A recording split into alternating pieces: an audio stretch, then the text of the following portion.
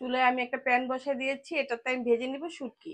শুটকিগুলো কেটে নিয়েছি, এটাকে আমি ভেজে নিব।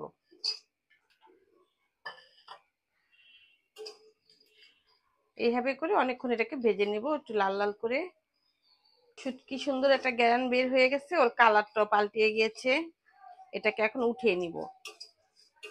শুটকিটা যত সুন্দর ভাজা হবে খেতে কিন্তু তত ভালো লাগবে, সুন্দর একটা গ্যারান আসবে খেতে। চুলায় একটা প্যান বসিয়ে দিচ্ছি, দিয়ে দিচ্ছি তেল। যেহেতু এটাতে শুটকি মাছ রান্না করব, তেল বেশি দিতে হবে। দিয়ে দিচ্ছি পেঁয়াজ কুচি,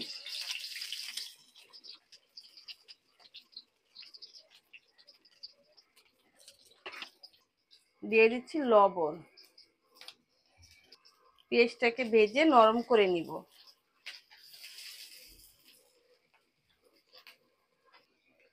শুটকিটাকে আমি গরম পানি দিয়ে ধুয়ে পানি ঝরায় নিয়েছি। পেঁয়াজের সাথে শুটকিটা দিয়ে দিচ্ছি, এটা তেলে ভাজিয়ে নিব। আবার যত ভাজাটা সুন্দর হবে শুটকিটা খেতে কিন্তু অত ভালো লাগবে।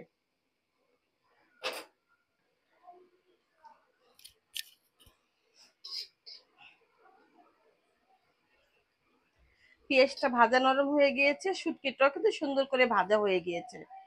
এটার সাথে আমি মিলিয়ে দিব হলুদ, মরিচ, আদা, রসুন, অল্প একটু জিরা, ধনিয়ার গুঁড়া দিয়ে দিচ্ছি। মশলাটা কষানোর জন্য দিয়ে দিচ্ছি পানি।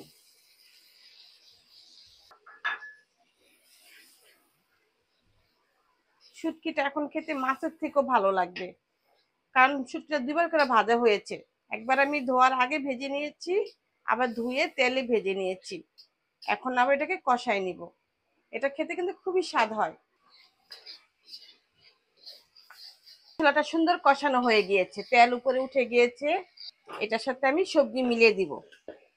সবজি এখানে আছে আলু, মূলা, সিম দিয়ে দিচ্ছি।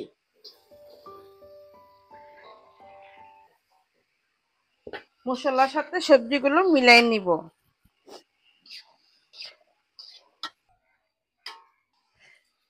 এটা ছিল কাঁঠালের বিচি, ঢিপে রেখে দিয়েছিলাম সিদ্ধ করে, এটা দিয়ে দিচ্ছি।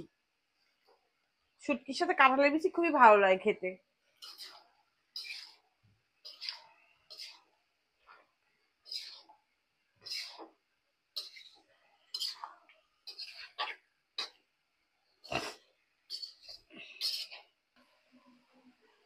সবজিটা কষানো হয়ে গিয়েছে, দিয়ে দিব টমেটো, কাঁচামরিচ, পেঁয়াজ পাতা, পেঁয়াজের কলি দিয়ে দিচ্ছি। পেঁয়াজের কলি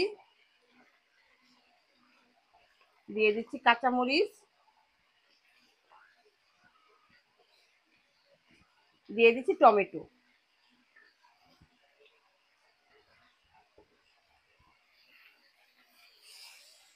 দিয়ে দিচ্ছি, ফুলকপি ভেজে রেখেছিলাম সেটা। সব উপকরণগুলো এখন মিলাই নিব। দিয়ে দিচ্ছি ঝোলের জন্য পানি। সবজিটা আমি মাখা মাখা রাখবো, ওই পরিমাণে পানি দিব।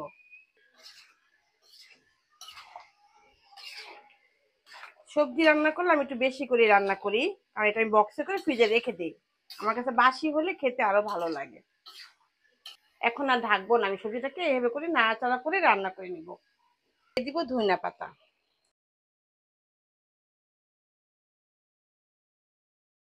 আজকের রেসিপি আলু, ফুলকপি, সিম দিয়ে লইট্টা শুটকি ভুনা। এরকম একরকম তরকারি হলেই অনেকগুলো ভাত খাওয়া যায়, সেদিন আর কোনো কিছু রান্না করবেন না। আমার তরকারিটা ভালো, আমার রেসিপিটা ভালো লাগলে লাইক, কমেন্ট, শেয়ার করে দিবেন। আল্লাহ হাফেজ।